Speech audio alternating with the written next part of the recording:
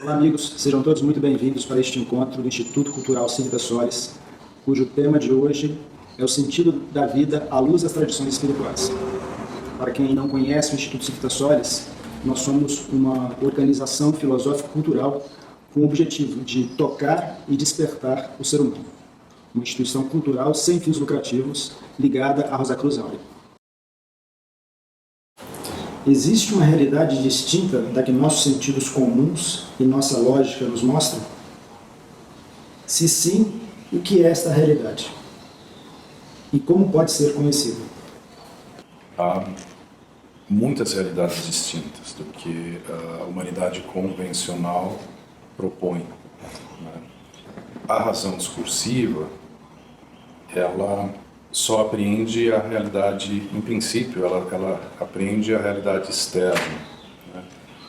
Para que ela possa apreender ou compreender esses outros níveis da realidade ou esses outros mundos, precisa ter primeiro uma abertura do coração, um outro desejo que desperte a inteligência ou a intuição intelectual, que é a faculdade na psique humana que é capaz de aprender as realidades metafísicas, os fundamentos do ser, né? Então, a partir da abertura desse nous, né, que é essa inteligência, que é a capacidade da mente humana sondar a origem, é que a razão pode começar a especular nos fundamentos da realidade. Sem essa abertura do coração que precede esse desvelamento da inteligência, a inteligência é diferente da razão. O nous é diferente do logos, né? Isso se conhecia até o século XVII na filosofia, isso era corrente, mas esses conceitos eles foram se reduzindo, se simplificando, foi se descartando o conceito de inteligência, né? Se confundindo com o conceito de razão, né? E o Plotino é muito claro, talvez aquele que explica isso da melhor maneira. O nous, ou a inteligência, é aquilo que sonda a origem, é o que olha para o uno, para Deus em si mesmo. E a razão é a faculdade, é o logos que organiza o mundo a partir daquilo que a inteligência sonda na origem. Isso tanto no cosmo, no macrocosmo, tanto então na natureza divina como dentro da estrutura da natureza humana. Isso se dá do mesmo modo, né? Então, mas para que a gente possa abrir essa inteligência, que depois vai também criar a imaginação verdadeira, que vai especular nos mundos intermediários, nesses mundos espirituais que estão entre o mundo físico e o mundo da natureza divina em si mesmo, né?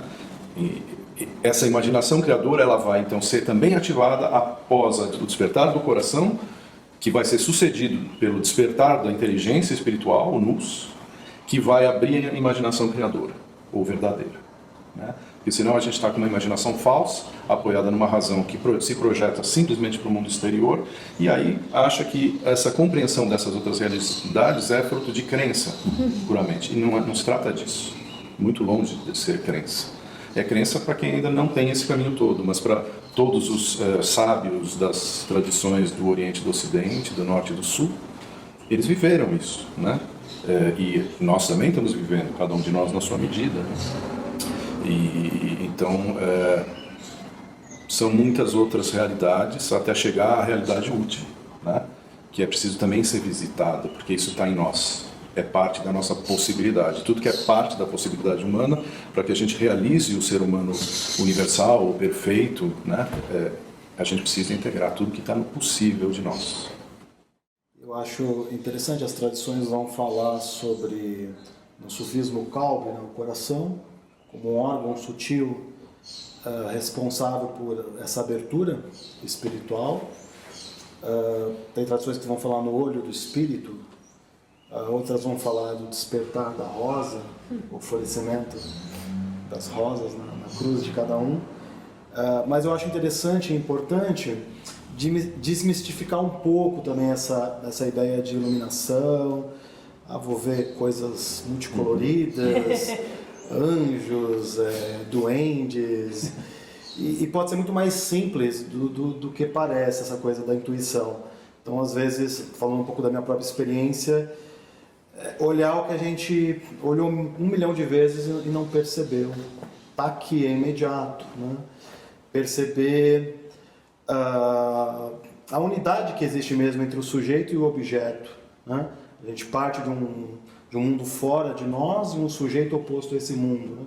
Mas se você treinar o olhar, você no primeiro momento percebe que há uma unidade. Isso é uma forma de intuição, né? Onde o sujeito participa daquilo. Eu gosto muito, por exemplo, a gente pega os textos do Raymond Abelho, né? Ele usa uma linguagem filosófica, mas é bonito, ele fala, isso é a transfiguração, é perceber o mundo de um outro jeito, e você também renasce, é um renascimento do mundo e de você mesmo. Isso é parte desse processo. O Américo falou da imaginação falsa, né? Esse termo que você usou. Tanto a imaginação falsa quanto isso que você colocar de olhar as coisas de uma forma diferente, eu acho que essa imaginação falsa ocorre porque a gente enxerga de uma forma condicionada, né? A gente já traz, né, pré-conceitos ou tendências, às vezes até de outras existências que a gente vai carregando na mochilinha e a gente vai condicionando essa existência, a gente não enxerga as coisas como elas realmente são, né? As tradições orientais, elas pegam muito nessa questão da vidya, da visão correta, né, da realidade. Eu gosto muito dessa visão que o mito da pérola traz, porque tem duas questões. A primeira é que a pérola ela está escondida no fundo do oceano e ela só é encontrada se a gente tiver a coragem e a audácia de mergulhar. E a outra é sobre esse condicionamento que faz a gente ter uma imaginação falsa ou uma visão errônea da realidade. No mito, a gente começa a se alimentar da comida do Egito, que representa esse mundo material ilusório.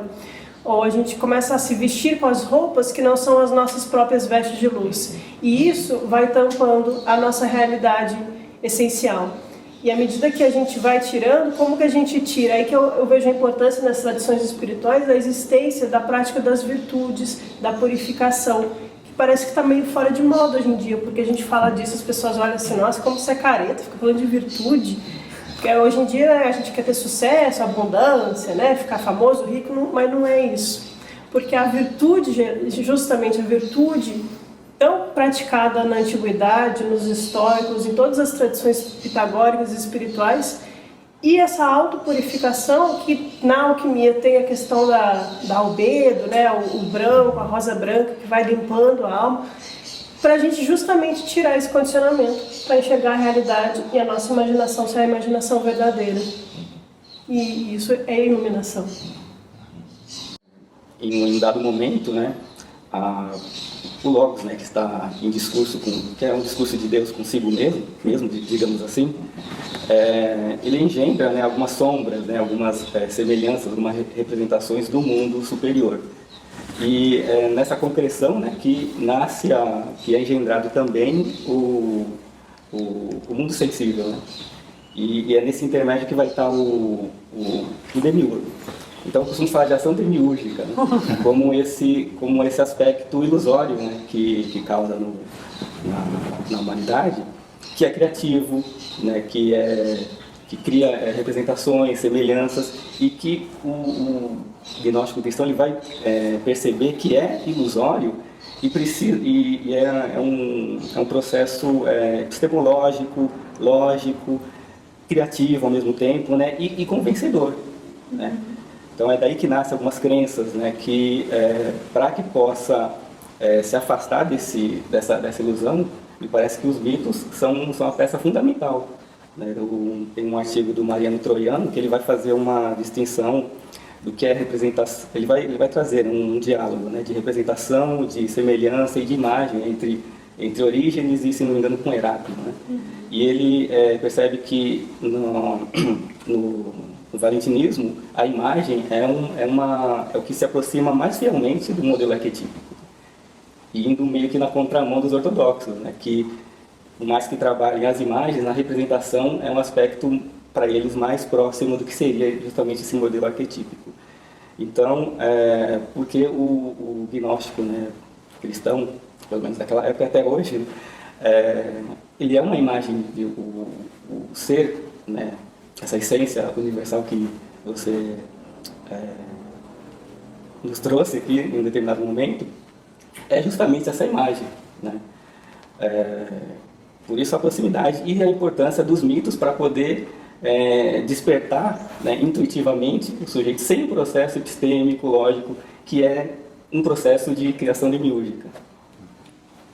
Acho muito interessante o que vocês estão dizendo, essa questão da imaginação verdadeira, ou seja, a imagem verdadeira. É a imagem verdadeira que é capaz de despertar a mente para ela perceber a sucessão de ilusões que ela cria. Né? Você falou assim da questão da virtude, né? Na verdade, a virtude é o processo do autodesafio para gerar a distância do véu, porque o véu está colado. Né? E para descolar tem que ter uma força muito grande, né? E essa força que nos permite perceber aquilo que a gente já passou 1 milhão de vezes, né? Da 1.000.000ª, que na verdade é a primeira vez que você viu. Né? A linguagem da escola, ela coloca a personalidade como sendo essa sucessão de véus da consciência, esses véus da alma. Então ela fala que, assim, no estado atual de manifestação do ser humano, o ser humano carrega 4 véus. Ele carrega o véu físico, o véu energético ou etérico, o véu emocional ou astral e o véu mental, né, ou refletor. Né?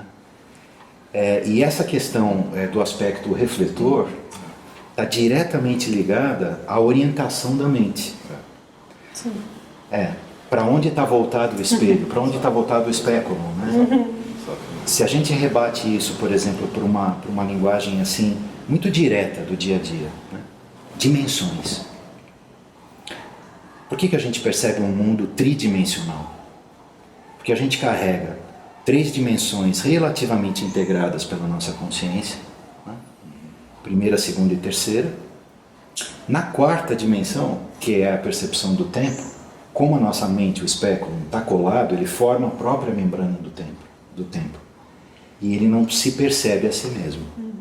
Então na hora, né, em que a consciência é tocada por essa imagem original, e essa imagem original gera esse espaço perceptivo interior, todos os outros véus começam a ficar visíveis, que até então eles eram confundidos como os constituintes da própria consciência.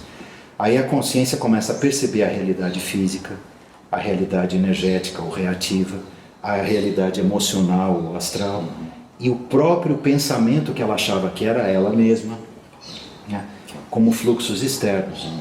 E aí ela se torna consciente dessas outras realidades sutis. E se tornando consciente dessas outras realidades sutis, ela se percebe como agente, né, e criadora do mundo. Né? E aí sim surge uma possibilidade da consciência criar uma outra realidade a partir de um outro ponto interno de apoio. O que é a consciência? É um produto do cérebro ou está além dele? A consciência surge primeiro, como Juraci trouxe, em Deus.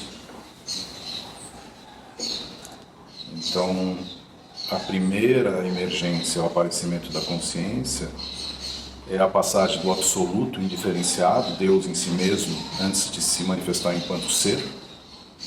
Né? Todas as tradições de sabedoria vivas falam dessa, né, do que está além do ser, Deus, o Uno, o Plotino, né, os neoplatônicos, Brahman, né, na tradição hindu. O ser e o não ser. O ser e o não ser, né, o Ain Sop, o Ain, na tradição da Kabbalah.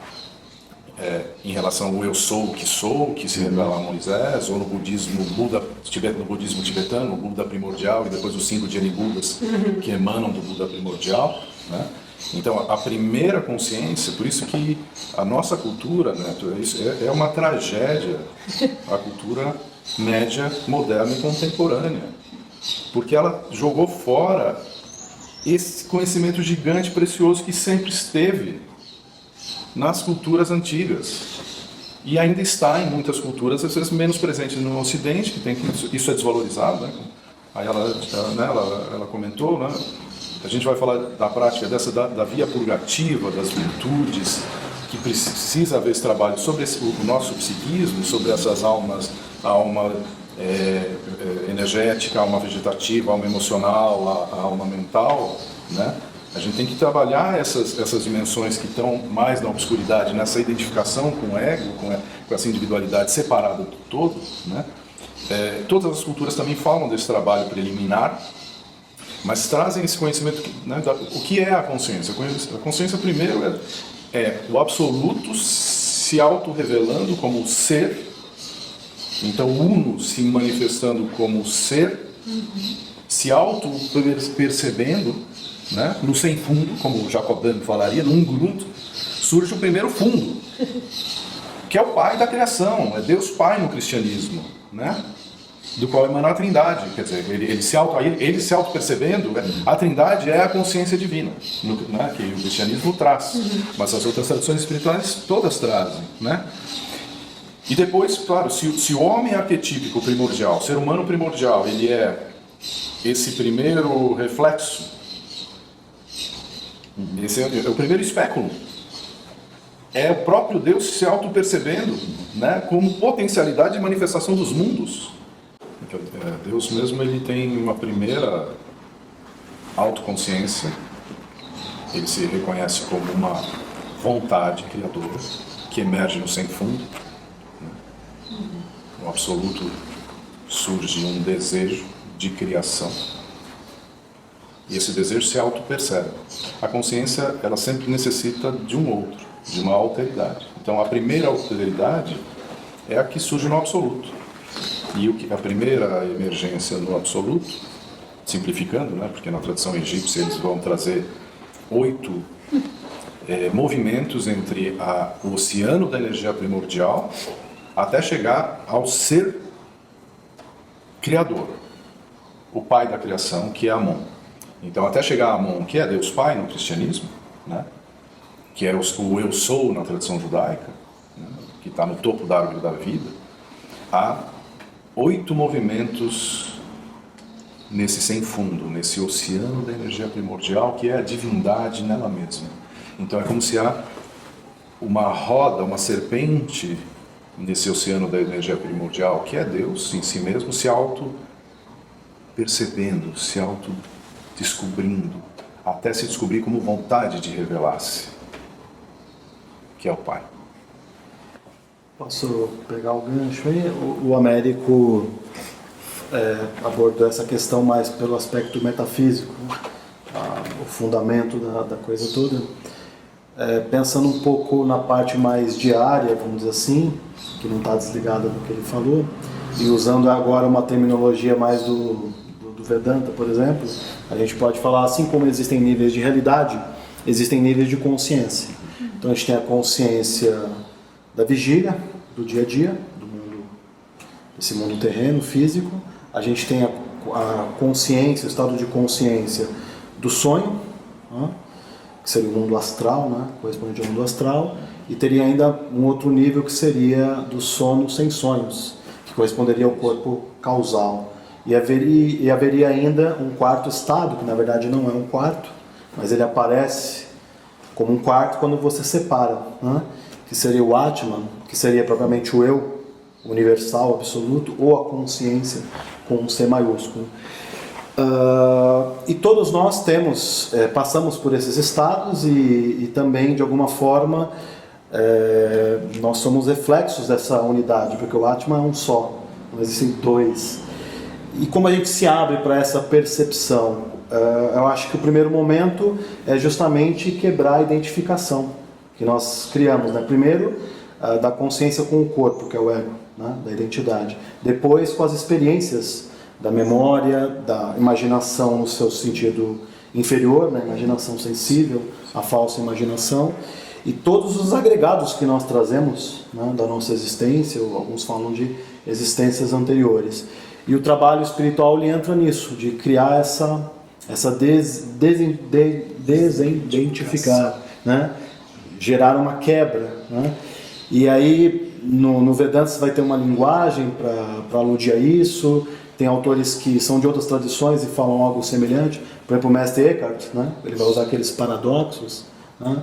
Assim, eu peço a Deus que me livre de Deus, que é uma forma de quebrar, né?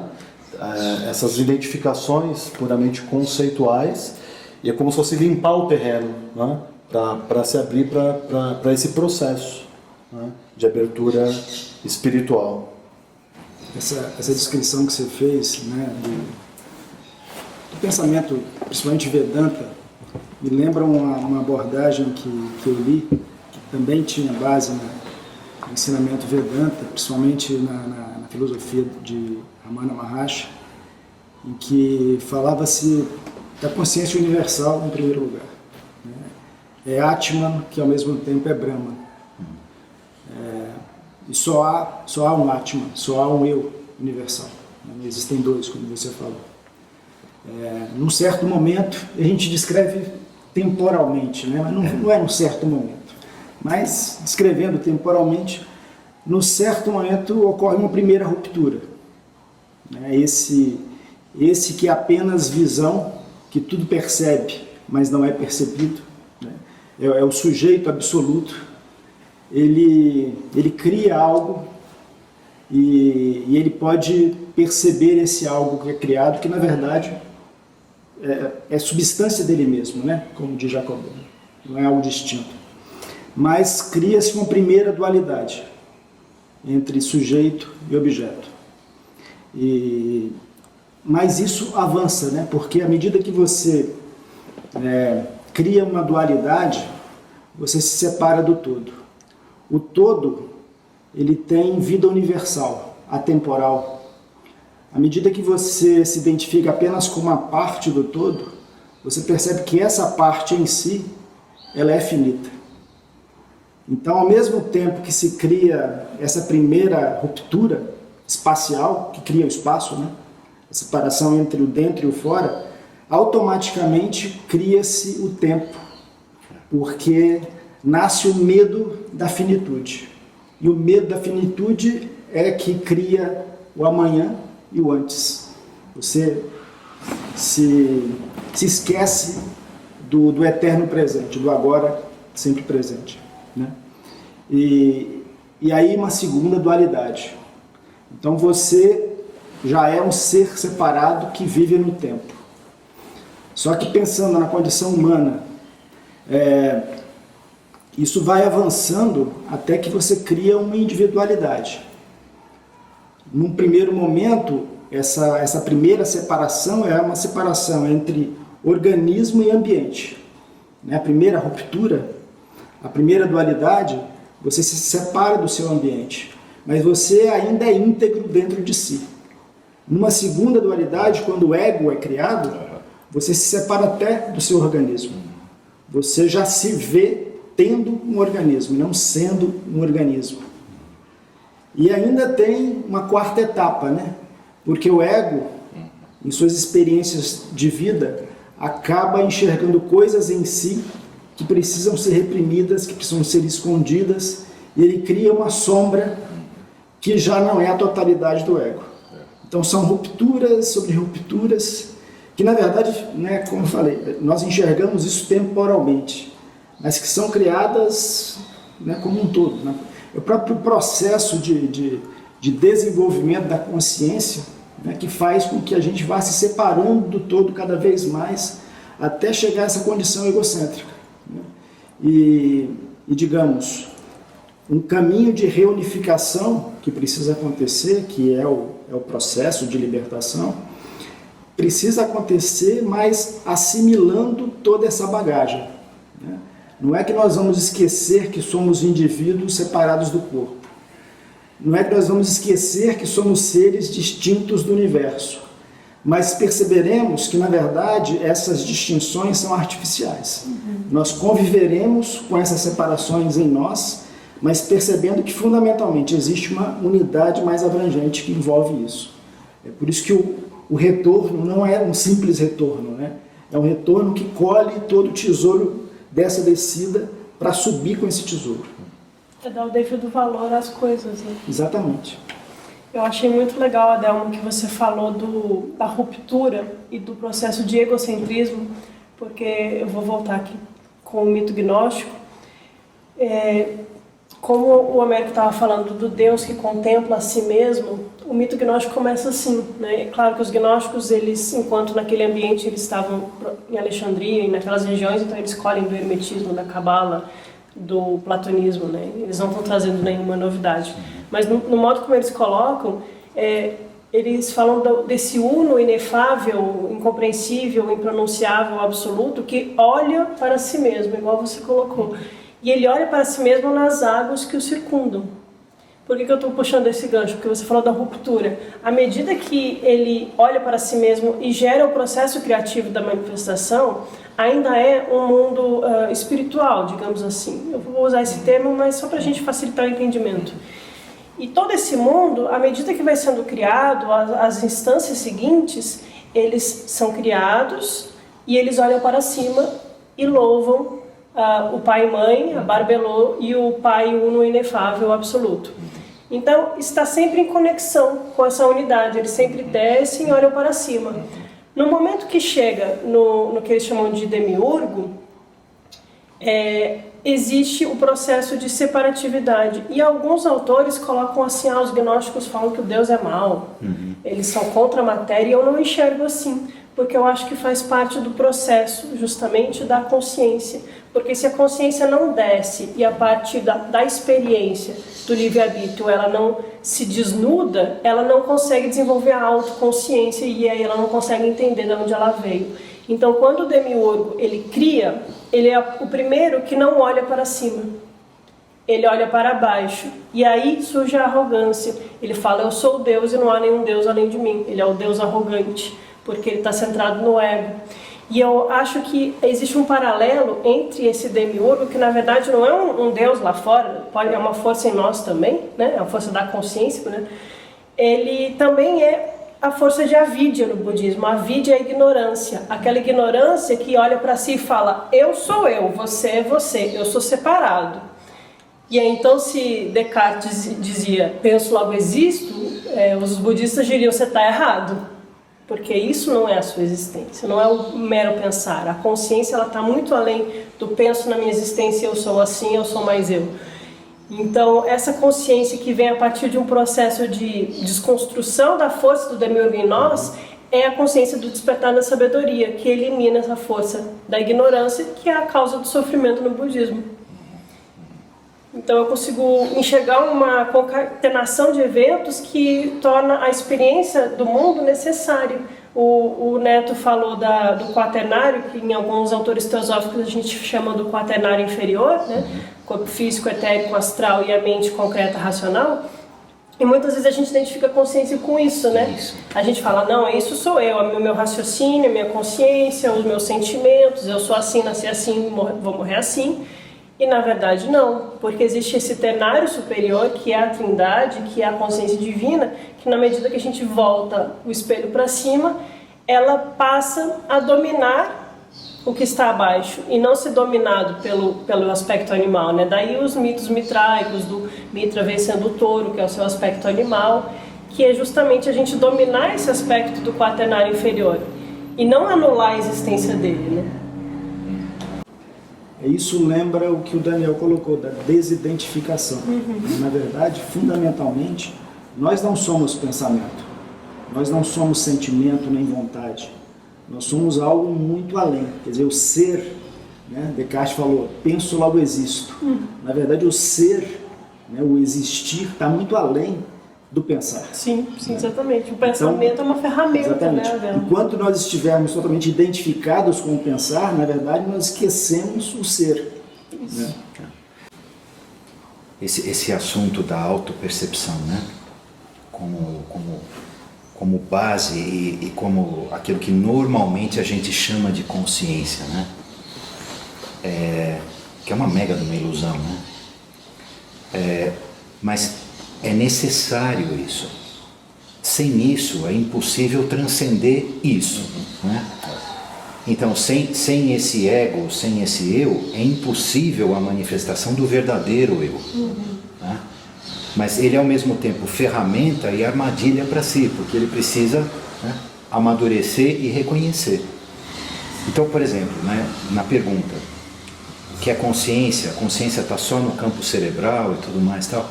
Se a gente for pegar essas tradições e mesmo trazer para a realidade assim muito concreta da vida, né? Nós estamos falando aqui dessa consciência cerebral como uma quarta manifestação da consciência que a gente associa com a nossa, é como se fosse exclusivo, né? Mas antes de autoconsciência e autopercepção, você tem um estágio anterior que é a percepção. Que, por exemplo, pensa num animal, uma consciência pura de um animal. Um animal percebe. Talvez ele não se auto-perceba, mas ele percebe. Sim. E nesse plano de percepção, quando ele está nesse grau de integração com a natureza, ele está na plenitude. Ele não está no tempo, ele não está na dualidade, né? Ele não está em nenhum campo assim. Mas é uma plenitude inconsciente. Se a gente mergulha mais assim na vida, né, e pensa numa planta, numa flor, né, ela também tem consciência, mas a consciência nela se manifesta como vida, né, como crescimento. E se a gente desce mais a fundo na vida ainda e fala de uma rocha, de uma montanha, de um átomo e tal, também é a manifestação da consciência, porque é a existência, né? Sim. Mas nessa trajetória, onde consciência obviamente, né, extrapola completamente a questão meramente do pensamento, a questão cerebral, e isso é só um apoio para o estágio que a gente está, todos esses 3 estágios anteriores, né, e me lembrou da tua fala onde você dizia daqueles 8 estágios, né, onde a divindade está mergulhada dentro da própria escuridão ainda não iluminada pela consciência. Se você pensa na existência física, na manifestação da vida, né, e na própria consciência sem autoconsciência, são 3 aspectos da consciência absolutamente fundamentais que vão gradativamente separando o objeto do observador, o observado do observador. No primeiro momento é completamente integrado. Num segundo momento tem um primeiro desdobramento, depois um outro desdobramento. Até que precisa ter essa fase onde a consciência se separa do todo. Daí, ouso dizer, a origem de todos os mitos da separação do todo. Porque quando a consciência se isola, ela precisa criar essa linguagem mítica para explicar a si mesma. E no momento em que ela compreende isso, né, e a própria raiz central dessa consciência se manifesta como imagem original nela, aí da própria dualidade tem um desdobramento da mente superior, do manas inferior para o manas superior. E o manas superior ainda é mente, ele ainda separa o observador do observado, mas ele percebe não mais a partir da identificação, mas da desidentificação. E o caminho dessa tríade superior, né, na verdade, é a reintegração de novo. Mas a reintegração não na inconsciência, mas na consciência absoluta. E aí, daí que surgem, né, todos os setenários clássicos. Sim. Por isso que são níveis de consciência, até voltando ao que o Daniel trouxe no início da resposta dessa pergunta, são níveis de consciência, níveis de percepção, que eles devem ser atravessados, né? Só que para atravessar para os planos superiores do ser, é preciso essas inversões, né? Do olhar de fora para dentro, né? E de dentro para o alto, simbolicamente, porque aí é como se na Kabbalah, ou na Kabbalah, são 5 níveis da alma: Nefesh, Ruach, Neshama, Hayah e Yeridá. Esses 4 níveis, de algum modo, correspondem a 4 planos da realidade, né? O mundo material, o mundo astral, o mundo angélico ou espiritual, o mundo divino e a unidade divina, né? Deus em si mesmo. Então, é como são dimensões da nossa consciência. A maioria das pessoas, especialmente na sociedade contemporânea, está identificada a esses 3 níveis de consciência que são os, né, do mundo do corpo, né, do plano etérico, dos desejos, das emoções e dos pensamentos da mente, e especialmente a mente inferior, porque a mente superior ela já é do campo do mundo espiritual, angelical, né? E então é essa travessia que a gente é convidado a fazer a partir da separação, encontrar as unificações, né? E aí o que o Daniel trouxe do Mestre Eckhart, né, quando ele faz essa prece, peço a Deus que me livre de Deus, é porque ele está pedindo para se livrar, ele já está no nível de consciência do mundo divino, e para ir além do ser, para a realidade da divindade nela mesma, né, para o sem fundo, para a unificação última, que não é a meta do caminho, mas é uma etapa importante, né? Que no sufismo é a aniquilação, para depois ter a restauração completa da singularidade absoluta, né? Então ele quer ir para a unidade com a realidade divina em si mesmo. Então, para ir para isso, ele tem que ir além da consciência separada, que vê ainda, não é que vê ainda, ele já vê a realidade de Deus como Criador, como fundamento da manifestação, mas ele quer olhar então o que está além da realidade de Deus enquanto Pai da criação. Aí, Deus transcendente. Deus transcendente. Então ele vai, a via unitiva ela se consolida, que é a terceira etapa do caminho espiritual. Que para mim assim me toca muito, né? Porque é muito visual, né? Quando a gente pensa lá naquele santuário que foi descoberto no sul do Egito, lá em Abu Simbel ou Abu Simbel, né? Que no fundo do terceiro templo do Sancto Sanctorum, né? Você tem aquelas 4 figuras, e que foi, se não estou enganado, nos equinócios, né? Quando o sol nascia no leste, ele sempre iluminava 3 delas e uma ficava sempre na escuridão, né? E depois que transplantaram o templo lá, né, por causa da represa de Assuã, Deu errado. não está tão certinho quanto era antes, né? Mas assim, você tem Ptah, você tem Ramsés na forma osírica, e você tem Horus. Se a gente rebate isso para uma visão esotérica do Evangelho, né, você vê o mesmo ser humano percorrendo 4 níveis de consciência, que é Herodes, João, Jesus e Cristo, né? E o que é muito interessante aqui é que as 2 pontas são o absoluto.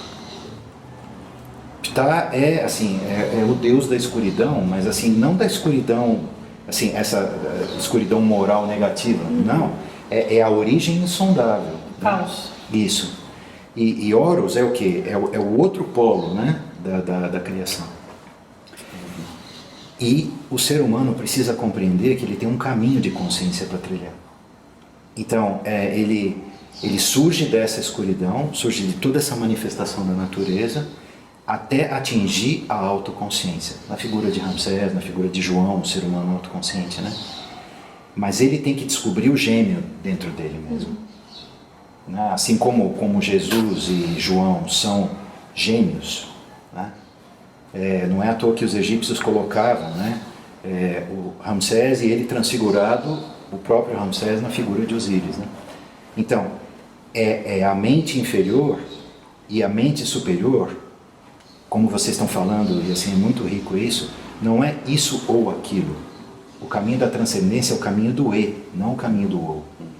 Então, você tem que pegar todo substrato e transmutar isso e fundir essas 2 mentes. A percepção, o percebido, né, e aquele que percebe. A trindade, essa é a trindade. E a partir daí, a integração da consciência no absoluto ocorre. E não é que ela tem um estado e depois outro e depois outro. Na verdade, a transcendência é portar os 4 estados simultaneamente em si.